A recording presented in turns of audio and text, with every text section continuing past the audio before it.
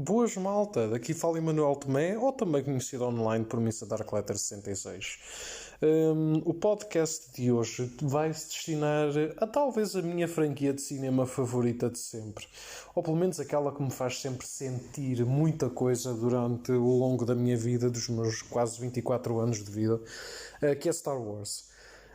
Eu podia dedicar este post, ou neste caso este podcast inteiro, a falar do que é que eu acho de Star Wars, bom, mau, estará a franquia morta, momentos gloriosos, a quantidade de mídia e impacto cultural que a franquia teve e ainda tem, apesar de já não ser o mais positivo / notório, mas em vez disso prefiro vir aqui com um assunto um pouco mais simples, por assim dizer, e se eu vir que alongo mais do que potencialmente imaginemos 20 minutos, possivelmente parta este podcast em dois, inclusive irei falar da segunda parte então para a semana, ficando assim já com o assunto para o próximo podcast também.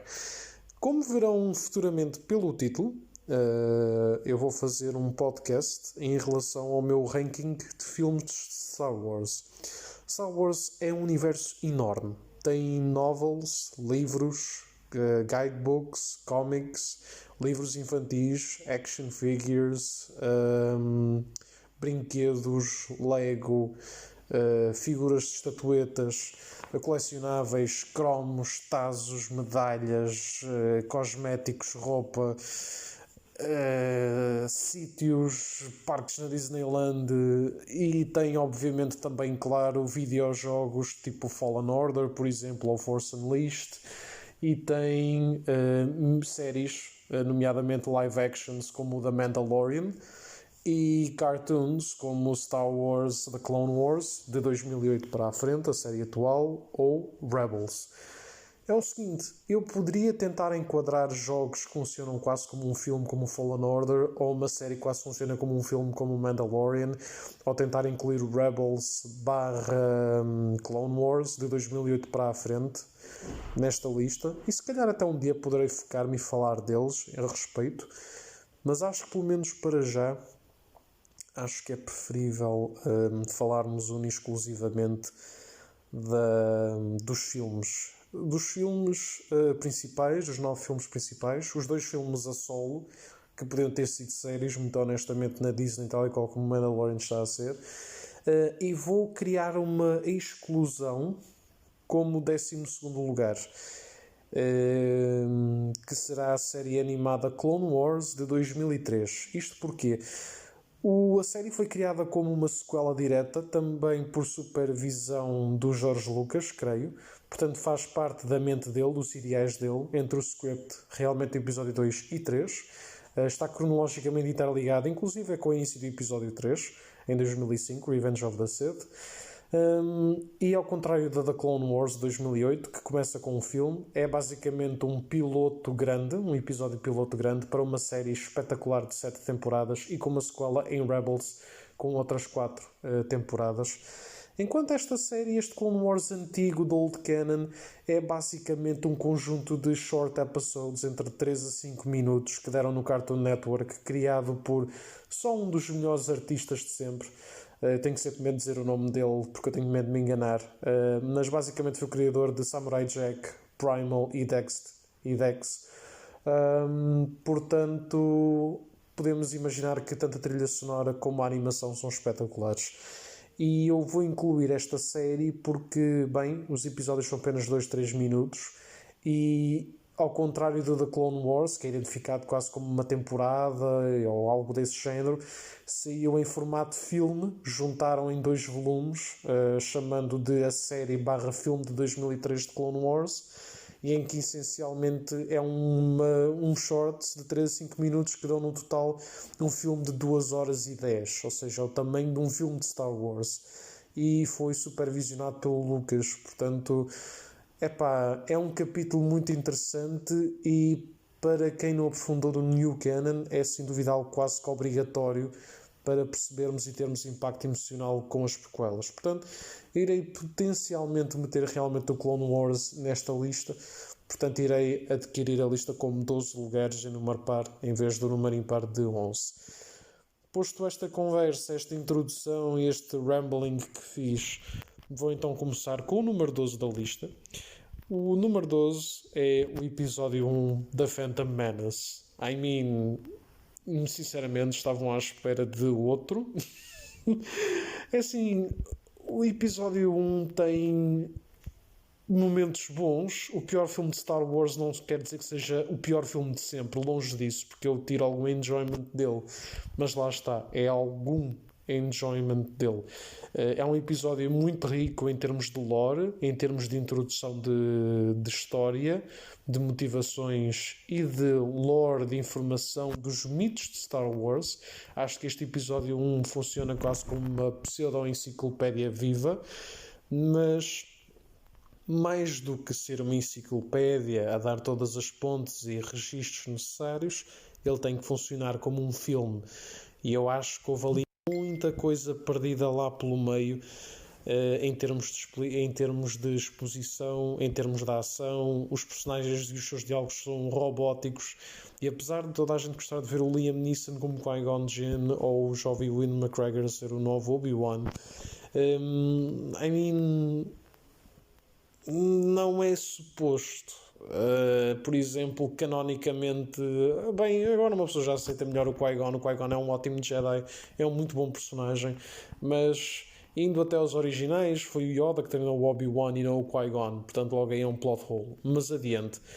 Nem é só a cena do Jar Jar. O Jar Jar por si já é um péssimo personagem, é um humor forçado, apesar de que a conquista visual é espetacular.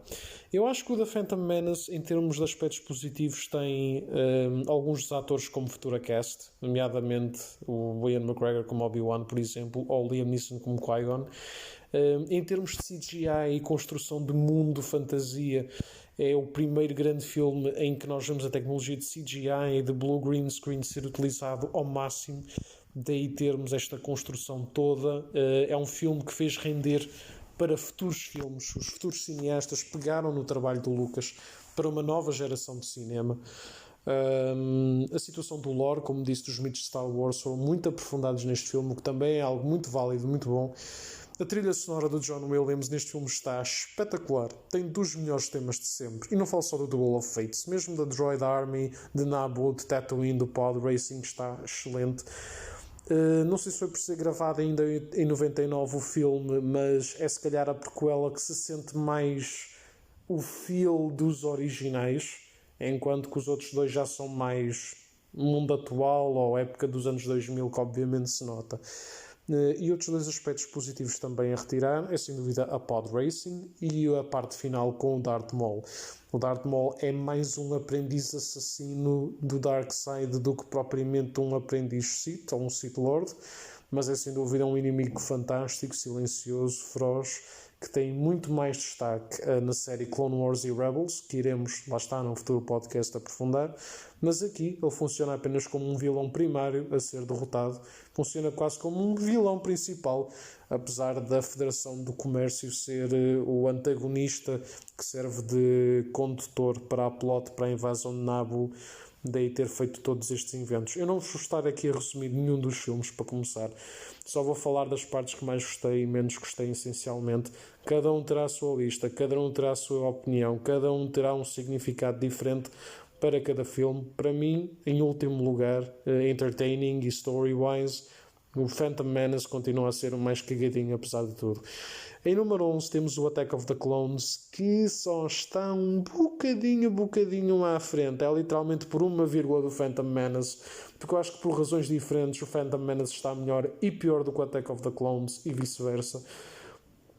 Attack of the Clones tem aspectos positivos, a trilha sonora, a batalha da arena de Geonosis, os memes, os memes, sem dúvida nenhuma, especialmente entre a relação do Anakin e a Padmé, que devia de ser a coisa mais romântica de sempre e torna-se a coisa mais melosa e cringy de sempre. Outro aspecto positivo é também os momentos do Dark Side do Anakin, porque eu acho que apesar do Hayden Christensen puxar uma de psicopata excitado, o momento dele ir para a aldeia a tentar salvar a mãe, os Tusken Raiders, a matança, é sem dúvida uma cena forte. E todas as cenas da conspiração entre o fantástico Christopher Lee a fazer de Count Dooku com os separatistas, a falar com o Obi-Wan, a dar aquela premissa de que o Senado da República poderá estar a ser controlado pelo Imperador, ou neste caso pelo só Darth Sidious. Aquilo em miúdo, pelo menos nesse aspecto, deu-me mais entertaining value, apesar do 2 ter muito piores diálogos e cenas cringe e mais CGI fest do que uma mistura de CGI com practical effects que foi Phantom Menace. Em termos de conspiração, de mistério, de interesse de puxar plot narrative, achei que o 2, apesar de tudo, foi um pouco mais interessante. Inclusive a história da criação do exército dos clones, da criação do estado de emergência, da situação também do planeta de Camino, a inclusão do Jango Fett, foram coisas interessantes, apesar de que houve muitos momentos, lá está, como o romance entre o Anakin e a Padme, o Boba Fett foi mesmo nheque, e claro, toda a situação de CGI all over, e o Yoda, apesar de ser muito fixe vê-lo a combater contra o Count Dooku, a saltitar e a berrar a usar um sabre de luz, ao mesmo tempo, para quem conhece o Yoda dos originais e a Wisdom que aquilo lhe transmite, estar a imaginar o Yoda a fazer aquilo ao mesmo tempo, não sei, mas com o passar do tempo não é tão mais épico ou fantástico de se ver. É um bocado até pecador à sua maneira, porque eu no máximo só imagino o Yoda a utilizar a força all over para combater ou para se defender. Não o vejo a saltitar e a berrar enquanto anda com uma espadinha verde de um lado para o outro, mas... ou seja, gosto e desgosto. É uma cena que me deixa um bocado esquisito, really. Em termos de número 10 na lista, irei incluir muito potencialmente. Foi a partir desta altura que eu fiquei um pouco na dúvida sobre os lugares, muito honestamente, porque para mim, Phantom Menace e Attack of the Clones, prós e contras e tal, por razões diferentes, mas para mim são mesmo para já os bottom list movies, apesar de eu ficar entretido com eles, e se estiver a ver uma arrasada de filmes de Star Wars uns atrás dos outros, tenho ainda, apesar de já ter-os visto algumas dezenas de vezes, continuo até a tirar alguma desfrutação daquilo. Potencialmente, em termos de número 10, eu vou pôr muito possivelmente o episódio 8, o Last Jedi. Não esperem uma mega review de 20, 30 minutos, como às vezes faço a falar com amigos meus em café, porque senão ficaríamos aqui o resto do vídeo e ainda faríamos, no resto do podcast, ainda faríamos outro podcast só a falar do Last Jedi. O Last Jedi é bastante prezado pela cena do arrebentou as expectativas de um filme de Star Wars e pegou em tudo o que tu conhecias, armou-se em quase cinema scenes e vomitou-te na cara e despachou tudo no instante. E tudo aquilo que nós esperávamos a partir do episódio 7 com teorias durante 2 anos, nada disso aconteceu. E sim, é giro do tipo fazer plot twist for the sake of it, mas depois quando tu não desenvolves essas plot twists ou voltas para o caminho de onde começaste sem teres criado toda aquela diarreia mental que foi o script do The Last Jedi, então meus amigos, não vale a pena só ir do contra só porque sim.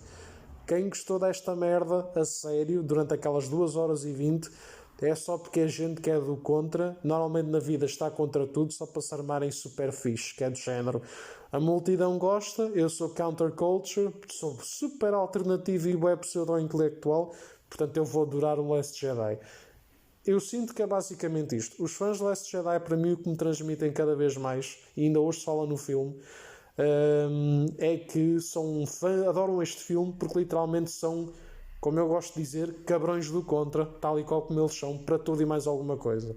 And that's the thing.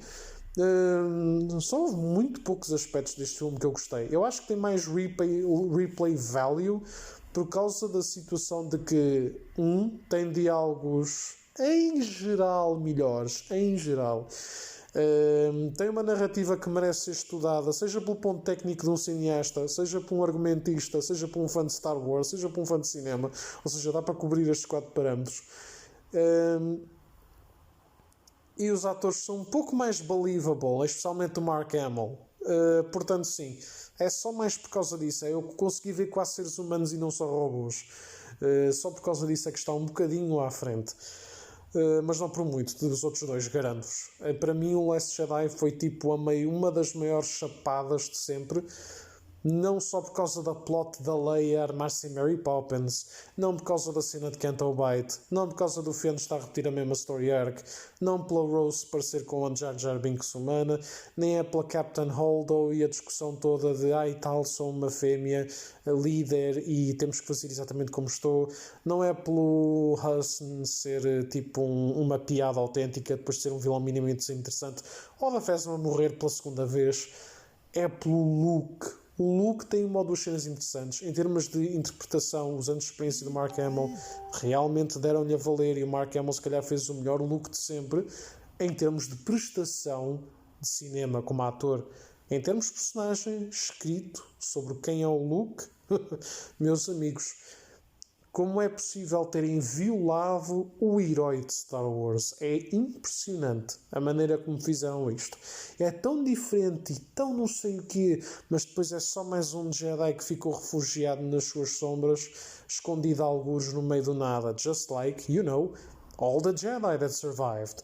Portanto, não, amigos, não é assim tão original como vocês estão a querer passar, não. Para mim é uma autêntica asneirada o que fizeram com o Luke. Ele só tem uma ou duas cenas interessantes, que é quando goza com a Rey durante o treino, quando provoca o Kylo, ou quando provoca o Kylo, também é engraçado à sua maneira naquele pseudo-duelo no fim. Gosto de ver a interação dele com a Leia, quando ele é aquela visão, ou quando está a falar com o R2 e o Chewbacca. E adoro as interações com o Yoda e também gosto da interação que ele tem com a Rey a falar sobre a situação dos Jedi terem sido enganados e mortos pelo Sidious e pelo Vader. Acho que são cenas muito boas do Luke que podiam estar implementados num Luke com mais esperança, num Luke que fosse grão-mestre da nova Ordem Jedi, que acho que falha um bocadinho. Também gosto bastante de partes da trilha sonora. Também gosto bastante de algumas das cenas em que o Snoke aparece mal ou bem, por causa especialmente mais do voice acting do que outra coisa dele. E gosto especialmente dos visuais, porque parece que não, mas se vocês pegarem em shots independentes das paisagens, dos locais, dos sítios onde realmente foram aos sítios, digo-vos uma coisa: Rian Johnson é bom em termos de fotografia, é bom em termos de visuais, porque o filme de Last Jedi é bonito. Tem boas shots, tem boas paisagens, tem boas filmagens, tem boa edição de cuts, é um filme bonito de se ver. E muito potencialmente, e eu vi isso no Reddit e tudo, em comparação com as sequelas, é se calhar o filme de Star Wars mais bonito de se olhar. Mas é só isso. É só isso. Não tem estes momentos e os visuais. Em termos de mau, é tudo aquilo que eu indiquei primeiramente. E eu consigo perceber totalmente se este filme for o mais odiado da fandom. Consigo perceber plenamente. Eles tentaram puxar uma Empire Strikes Back e há muita gente que diz e tal, o Empire Strikes Back foi odiado. Pois foi detestado por montes de gente na altura. Mas guess what? Foi muito mais adorado e muito mais praised e muito mais influenciador na nossa cultura de cinema do que o Last Jedi alguma vez é. E hoje é se calhar mais praised e o favorito da comunidade em geral. Last Jedi é apenas um filme quase de nicho para as pessoas que adoram, apesar de ainda ser uma boa quantidade, e é mais ok, que é no meu caso, e muito mais odiado pela grande maioria. São gerações de pessoas diferentes, ainda assim duvido que isto vá muito para a frente. Vamos agora para o número 9. Número 9 no meu ranking será o Solo, a Star Wars Story, um dos spin-offs que a Disney decidiu lançar. O filme foi, para mim, definitivamente o filme é uma lista de compras. É do género. Tudo aquilo que vocês ouviram falar do Han Solo durante os originais e Force Awakens acontece neste filme. Corrida de Castle, done. Como conheceu o Lando e o Chewie? Ali. E tal, como é que sou um smuggler? Ali. Han shot first? Ali. E tal, não conheci ninguém da Força? Porque até não? Ali. E tal, sou um scoundrel? Ali. Millennium Falcon? Ali. E tal, como ser um caçador de prémios e como é que foi a minha história de origem para o nome e a cena de ser contra o Império? Ali. Como estar a dever coisas? Ali. Tipo, literalmente, todo o filme do Solo Tipo, certo, é uma boa caracterização do Han Solo, porque literalmente pega no que ele é, como ele se vai tornar e explica montes de coisas. Só que há certas coisas que são ditas que é mais para a pessoa imaginar como ocorreram, para dar um mito mesmo ao quão épico ou não um personagem se torna. Agora, quando simplesmente é deste género de ai tal, aconteceu, tu viste tudo, pá, perde um bocado a cena do misticismo, percebem? E este filme em geral, todo ele foi uma lista de compras. Agora é assim, foi mau porque não foi péssimo, mas sem dúvida a cena de ser lista de compras e um ator que tentou fazer o melhor que pôde, mas não me disse mais nada. Em termos de cast, para mim, apesar de terem atores sólidos, também pouco ou nada me disseram em termos de personagens. Coisas positivas dão. As action sequences, especialmente a cena do comboio, daquela cena de ação no comboio, está espetacular. Completamente espetacular em termos de cenas de ação. O vibe de aventura e de passarem de planeta a planeta com testes diferentes faz muito lembrar um filme de Indiana Jones. É um filme bastante enjoyable e entertaining e não é muito comprido, por acaso. Gostei de ver a relação entre o Chewie com o Han e o Han com o Lando. Acho que o Lando, como o ator que escolheram para o Lando, acho que é o Daniel Glover ou qualquer coisa Glover, não sei. Foi um excelente jovem Lando. De resto, pá, gostei de alguma das trilhas sonoras, mas lá está. Também é só uma ou outra trilha sonora, nomeadamente aquela tribo que me vem mais à cabeça, porque o resto também não é nada de fantástico. Tens um cameo que me deixou de boca aberta porque eu consegui ver o filme antes dos spoilers, que é o Darth Maul. O Darth Maul, que para muita gente que segue o canon dos cómics, do Rebels e do Clone Wars, que é o meu caso, está farto de saber que ele está vivo naquela altura, que só morre depois nas mãos do Obi-Wan em Tatooine.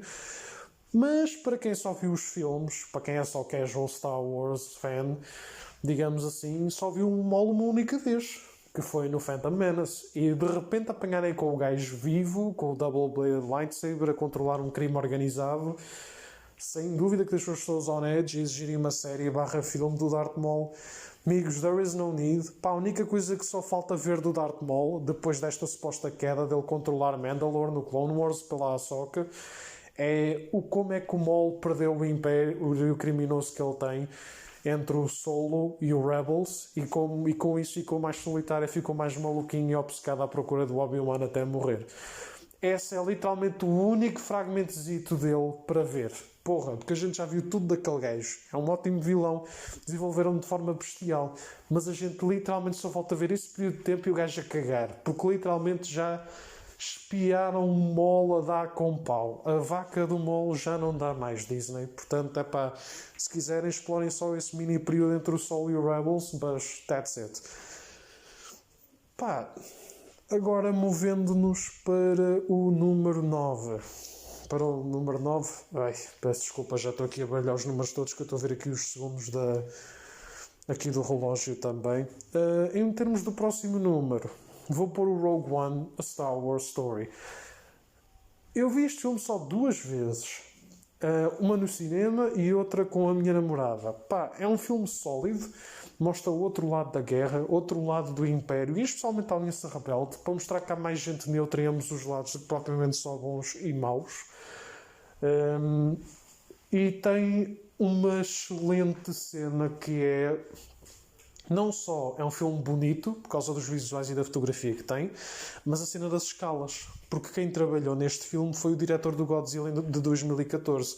E a cena do tamanho, das proporções, das diferenças de escala, em termos de ambiente, dos veículos, das pessoas, pá, é ótimo, é lindo de se ver. Há partes interessantes em relação ao Império, à cena da Death Star, e todas as cenas do Vader são completamente fangasm. Mas, literalmente, o que eu sinto que tiro do Rogue One, em especial, é só o Vader. E isso é para aí 3, 4 minutos no filme. Eu também gosto daquele droid, o K2SO, feito pelo Alan Tudyk. Excelente voice actor e comedian, by the way. Mas é só isso. A Jyn Erso é uma robô autêntica. Toda a cast que está do Rogue Army... Pá, são tudo... Não sei que sejam maus atores, mas os personagens deles são tão mal escritos / vazios. Tu sentes que eles estão ali como carne de canhão / inspiração para o Rogue Squadron. That's just it. Eles são literalmente o meio que rouba os planos da Death Star. Isto é do tipo, como milcar a cena? Bora pegar no primeiro parágrafo do New Hope e fazer um filme de 2 horas. Isto podia ter sido facilmente um filme de 1 hora e meia, uma minissérie. Muito facilmente. Mas a Disney quis vender esta cena primeiro. Pá, é um filme mais gritty, um pouco mais agressivo, mas... é um filme entertaining, se bem que eu acho um bocado aborrecido. Acrescenta um pouco no lore também. Mostra cenas que não é habitual mostrar sem serem cómics em livros, and that's a good thing, para explicar um pouco mais do universo da altura. Mas é só isso, essencialmente. E pronto, malta. Já estamos aqui quase a chegar aos 26 minutos. O ranking vai ter que continuar definitivamente numa parte 2. Espero que tenham gostado para já. É uma situação muito minimalista. Eu a tocar coisas que eu gostei e não gostei de cada filme e o porquê de estarem no lugar em questão, eu sei. Mas também não queria estar a aprofundar e a demorar para aí meia hora, 40 minutos para cada entrada, senão nunca mais saímos daqui. Mas pronto, malta, contem o vosso ranking, contem qual é que é aquilo que vocês mais odeiam, aquilo que é só ok e o que mais adoram. Estarei aqui à espera das vossas opiniões e até à próxima.